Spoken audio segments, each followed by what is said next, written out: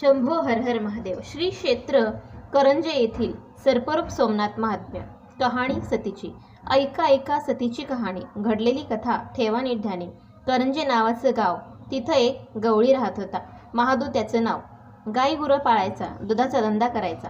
महादूची बायको मालन साधी भोळी, मनानं मोकळी, पतीच्या कामात मदत करायची, सासू सासऱ्यांची सेवा करायची. बरीच वर्ष झाले तरी मालूला पोटी संतान झालं नाही. वांजोटी म्हणून लोक तिला हिणवायचे. मालूनं खूप नेमधर्म केले. तुळशीला पाणी, पिंपळाला लाख प्रदक्षिणा, उपवास तापास, गाईला घास, पण छे, देव तिला पावला नाही. मालू दुःखी कष्टी असायची, लोकांचं बोलणं सोसायची. एकदा काय झालं, महादू रानात गेला होता. सासू सासरे परगावी गेले होते. नणंदा जावा त्याही बाहेर गेल्या होत्या. घरात मालू एकटीच होती. तेवढ्यात दाराशी एक साधू आला. जय सोमनाथ भोलेनाथ, ओम नमः शिवाय अशी त्यानं आरोळी दिली. मालूनं त्या साधूला भिक्षा वाढली, दूध प्यायला दिलं. साधू खुश झाला. म्हणाला, माई घरात सामसूम का? मुलाबाळांची गडबड? तेवढी सुनीव आहे महाराज, मला संतती नाही. उपास तपास केले, नवसायास केले, नेमधर्म खूप झाले, अजून पदरी फळ नाही. देव देत नाही, दैव उघडत नाही. मालूनं आपलं दुःख सांगितलं. माई, मी सोरटी सोमनाथाची यात्रा करून आलो आहे. तू त्या सोमनाथाला शरण जा, त्याची पूजा कर, व्रत कर, तो तुझे मनोरथ पूर्ण करेल. जय सोमनाथ असं त्या साधूनं सांगितलं. मालू म्हणाली, महाराज मला ते सोमनाथाचं व्रत सांगा. साधूनं मालूला सोमनाथाचं व्रत सांगितलं. तो म्हणाला, एकटीनं एकांतात नदीवर जायचं, महादेवाचं वाळूचं लिंग करायचं, दूध पाणी, पांढरगंध, बेलाचं पान, साखर, कापूर घ्यायचा, मनोभावे पूजा प्रार्थना करायची आणि ओम नमः शिवाय पंचाक्षरी जप रोज करायचा. असा नेमधर्म तू पाळलास तर तुला सोरटी सोमनाथ कोणत्याही रूपानं दर्शन देईल. तुझे मनोरथ पूर्ण होईल. माई, तुझं कल्याण होईल. असं म्हणून साधू निघून गेला. त्या दिवसापासून मालू ते व्रत करू लागली. नेमानं, निष्ठेनं, मनोभावानं ती रोज मध्यरात्रीच उठायची. अगदी सामसूम झालेली असायची. पूजेचं सामान घ्यायची, नदीवर जायची, वाळूचं महादेवाचं लिंग करायची, त्याची पूजा करायची आणि प्रार्थना करून घरी परत यायची. असा तिचा नेमधर्म खूप दिवस चालला. एके दिवशी ती अशीच वाळूच्या पिंडीची पूजा करीत होती. तेवढ्यात काय चमत्कार, पिंडीतून आवाज आला, मालू तू थेट सोरटी सोमनाथला ये, तिथे माझी पूजा कर. मालू चकित झाली, पण तेवढ्यात हात जोडून म्हणाली, देवा, इतक्या लांब कशी येणार मी? सासूरवाशी नाही मी. शिवाय माझे पती मला काय म्हणतील? पुन्हा पिंडीतून आवाज आला, चिंता करू नको, याच ठिकाणी याच वेळी दररोज तुला तिकडे थेट सोरटी सोमनाथला जाण्यासाठी विमान येत जाईल. तेथे पूजा आटोपली की परत तेच विमान तुला इथे आणून सोडेल. कोणालाही ही गोष्ट कळणार नाही. ठीक आहे देवा, जशी आपली आज्ञा, असे म्हणून मालू घरी गेली. दुसऱ्या दिवशी रात्री ती पूजेचं सामान घेऊन नदीवर गेली. वाळूचं लिंग करायला लागली. तोच एक दिव्य विमान तिथे येऊन उतरलं. मालू ते विमानात बसली. विमान उंच गेलं. क्षणात थेट सोरटी सोमनाथात ते गेलं. मालू विमानातून उतरली. सोमनाथाच्या त्या भव्य मंदिराचे दरवाजे आपोआप उघडले गेले आणि सोरटी सोमनाथांचं ते अतिशय सुंदर शिवलिंग मालूला पाहायला मिळालं. आनंदाच्या गंगा यमुना तिच्या डोळ्यातून वाहू लागल्या. तिनं हात जोडले, मानसपूजा केली, प्रार्थना केली, ओम नमः शिवाय. पुन्हा ती विमानात बसली, परत गावी आली, घरी जाऊन सुखानं झोपली. असा हा नेम बरेच दिवस चालला. आपली बायको रोज मध्यरात्री उठून कुठंतरी जाते आणि बऱ्याच वेळानं गुपचूप येऊन झोपते. ही गोष्ट महादू गवळ्याच्या लक्षात आली. त्यानं तिच्यावर पाळतच ठेवली. मग एकदा त्यानं झोपेचं सोंग घेतलं. ठरल्या वेळी मालू हळूच उठली. तिनं पूजेचं सामान घेतलं आणि लगबग ती नदीकडे गेली. महादू मग हळूच उठला आणि मांजराच्या पावलानं तोही तिच्या मागोमाग गेला. ठरल्या ठिकाणी देवाचं ते विमान आलं. मालू त्या विमानात बसली. महादूला नवल वाटलं, पण त्यानं पटकन त्या विमानाची खालची बाजू घट्ट धरली. विमान उंच उडालं. क्षणात ते सोरटी सोमनाथाच्या देवळाजवळ उतरलं. मालू विमानातून उतरली. महादू आडबाजूला लपला. पण आज सोमनाथाच्या मंदिराचा दरवाजा उघडेच ना. मालू म्हणाली, देवा, आज दर्शन का बरं नाही? माझं काय चुकलं? क्षमा करा, दार उघडा. तेवढ्यात आतून आवाज आला, मालू, तुझा पती आज तुझ्याबरोबर आला आहे म्हणून. मालूने सभोवताली पाहिले, पण छे, कुठंच नाही. मग तिने कळवळून प्रार्थना केली, तेव्हा तुम्ही जर मला दर्शन दिलं नाही तर मी इथंच दारात प्राणार्पण करेन. मग दरवाजा उघडला. मालूनं दर्शन घेतलं, पूजा केली आणि ती म्हणाली, देवा, हे असं माझं रोज येणं म्हणजे धोका आहे. त्यापेक्षा तुम्हीच करंजी गावी या ना. तसं झालं तर सर्वांना तुमचे दर्शन घडेल, सर्वांचे कल्याणच होईल. पिंडीतून आवाज आला, तथास्तु. सती मालू, तुझ्या इच्छेप्रमाणे होईल. मग मालू तेथून निघाली. ती विमानात बसली. महादूने ते पाहिलं. तो धावतच आला, पण विमान झरकन उडून गेलं आणि महादू तसाच एकटा तिथे राहिला. विमान करंजे गावी आलं. मालू उतरली, घरी गेली आणि पाहते तर काय, पती घरात नाहीत. तिला चुटपुट लागली. खरंच ते सोरटी सोमनाथला आले होते का? कसे आले असतील? घरी ते का नाहीत? आता कुठे असतील? माझं काय होणार? मालूला रात्रभर झोप आली नाही. मध्येच केव्हा तरी डोळा लागला आणि त्यातच तिला दृष्टांत झाला. सोमनाथ महादेव तिला म्हणाले, मालू, तुझ्या भक्तीमुळे मी प्रसन्न झालो आहे. तुझ्या इच्छेप्रमाणे मी इथे करंजे गावी आलो आहे. उद्या मी गायरानात सर्परूपाने येईन. एका गायीच्या मागच्या पायांना वेढा देऊन तिचे दूध मी पिईन. तू तिथे ये, दर्शन घे. मालू दचकून जागी झाली. तिला आश्चर्य वाटले, आनंद झाला. तिने हात जोडले. ती उद्याची सर्परूप सोमनाथांचे दर्शन घेण्याची वाट पाहू लागली. सकाळ झाली. महादू घरात नाही. का नाही? तो कुठे गेला? का निघून गेला?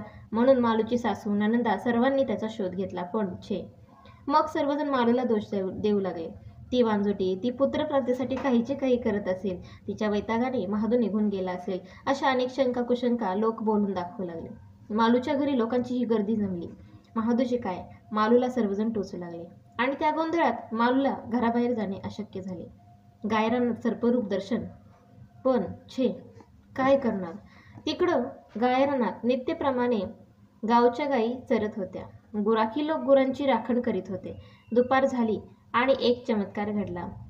एका मोठ्या गायीच्या मागच्या पायांना वेखा घालून एक मोठा सर्प भुजंग त्या गायीच्या सडांना तोंड लावून तो तिचे दूध पिऊ लागला. गाय शांत उभी होती, पण ते दृश्य खोमणे नावाच्या गुराखाने पाहिले. खोमण्याला नवल वाटलं, पण तो भ्याला. बापरे, मोठा साप!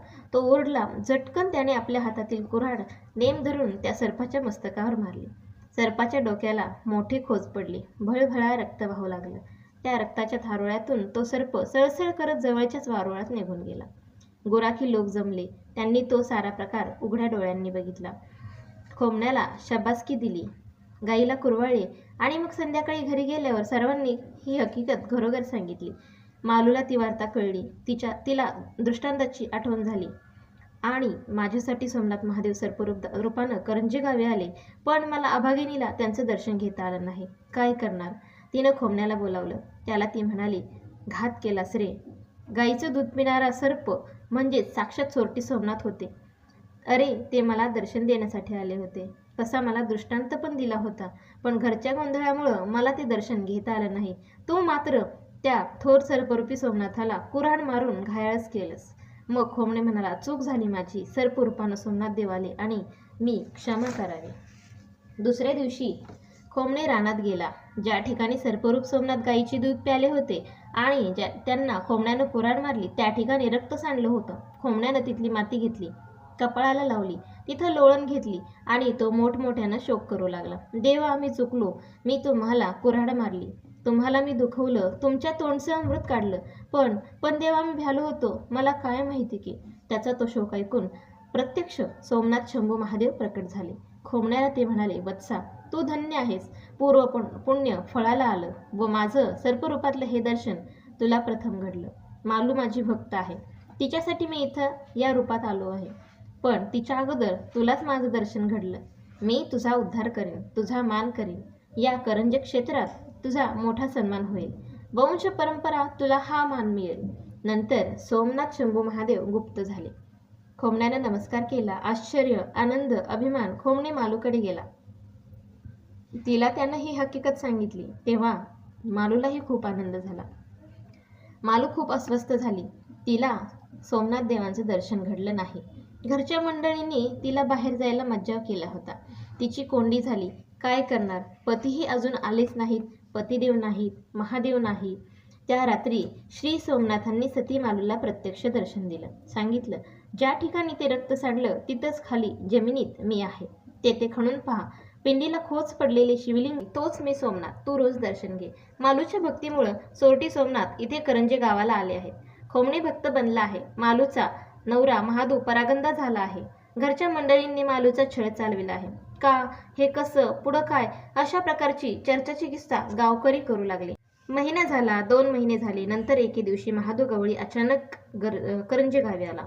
काय त्याची दशा झाली होती. रानावनातून, काट्याकुट्यातून ठेचा खात तहान भुकेने व्याकुळ होत तो सोरटी सोमनाथून, गुजरात काठेवाडातून थेट करंजे गावी आला होता. लोकांना त्याची कीव आली. त्याने मग सर्वांना आपली कहाणी सांगितली. माझी मालू पवित्र आहे, तिची भक्ती थोर आहे. मी तिच्याबद्दल संशय घेतला होता, पण मला आता पश्चाताप होत आहे. मी अंध झालो होतो, पण आता माझे डोळे उघडले आहेत. ते दिव्य विमान, तो सोरटी सोमनाथ. आहा, जय सोमय्या, जय सोमनाथ. महादू आणि मालू यांची भेट झाली.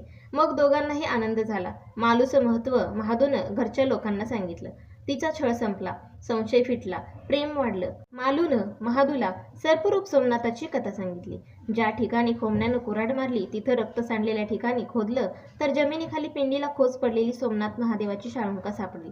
आपण त्याची प्रतिष्ठापना करू.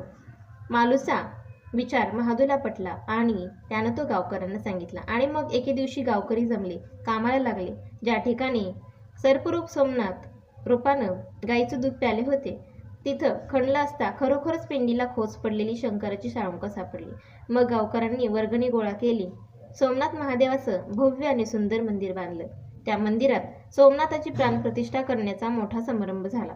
महादू आणि मालू जोडीनं त्या पूजेला बसले. मालूनं प्रार्थना केली, देवा, माझ्यासाठी तुम्ही थेट गुजरात काठेवाडातून इथे करंजाला आलात. खोमण्याला तुमचं सर्परूप दर्शन झालं, पण त्यानंतर तुमचं ते दर्शन मला का नाही बरं? देवा, माझी विनवणी ऐका. तुम्ही सर्व लोकांना ते सर्परूप दर्शन द्या. सर्वांचं कल्याण करा. मालूची प्रार्थना ऐकताच गाभाऱ्यातून गंभीर आवाज झाला. प्रत्यक्ष सोमनाथ म्हणाले, दरवर्षी श्रावण महिन्याच्या शेवटच्या सोमवारी मी या करंजे गावात सर्परूपानं प्रकट होत जाईन. खोमणे माझा भक्त त्याला प्रथम दर्शन देईल. त्याचा जो वंशज असेल त्यालाही हा मान मिळेल. मी त्याला आडवा जाईन. माझ्या डोक्यावर असलेली खोच पडलेली खूण पाहून भक्त मला ओळखेल. इतर सर्पात आणि माझ्या सर्परूपात तो फरक असेल. मग भक्त मला अंगाखांद्यावर खेळवतील. मी कोणालाही इजा करणार नाही. सर्वांना दर्शन देईन, सर्वांचे कल्याण करीन, भक्तांचे मनोरथ मी पूर्ण करीन. मालू, तू धन्य आहेस. तू माझी फार भक्ती केली, छळ सोसला. स्वतःकरिता तू माझ्याजवळ काहीच मागितलं नाहीस, लोकांच्या कल्याणासाठी वर मागितलास. धन्य आहेस तू. तुला आता कैलासात सन्मानाची जागा मी देईन. आणि खरोखरच काय चमत्कार. एक विमान अंतराळातून आले. मालूच्या शरीरातून एक दिव्य ज्योत निघाली. ती त्या विमानात शिरली. मालूचा देह निश्चल झाला. तिचा दगडी पुतळाच बनला. सती मालू कैलासवासी झाली. महादूनं खूप शोक केला, पण लोकांनी त्याला शांत केलं. मालूची सतीची मूर्ती, तो पुतळा त्या सोमनाथाच्या मंदिरात लोकांनी उभा केला. त्याची पूजा केली. धन्य ती सती मालू. तिनं केवळ लोककल्याणाचं वाण घेतलं. ती अमर झाली. करंजे गावाला श्री सोमय्याच्या सर्परूप दर्शनाने क्षेत्राचं रूप मिळालं. महादूचा, खोमण्याचा, त्याच्या वंशजांचा उद्धार झाला. ते सोरटी सोमनाथ महादेवाचे शिवलिंग, ते मंदिर आणि ते दरवर्षी सरत्या सोमवारी सोमय्याचे सर्परूप दर्शन हा जगात एक आश्चर्याचा, आगळा वेगळा दर्शनाचा, चमत्काराचा सोहळा आहे.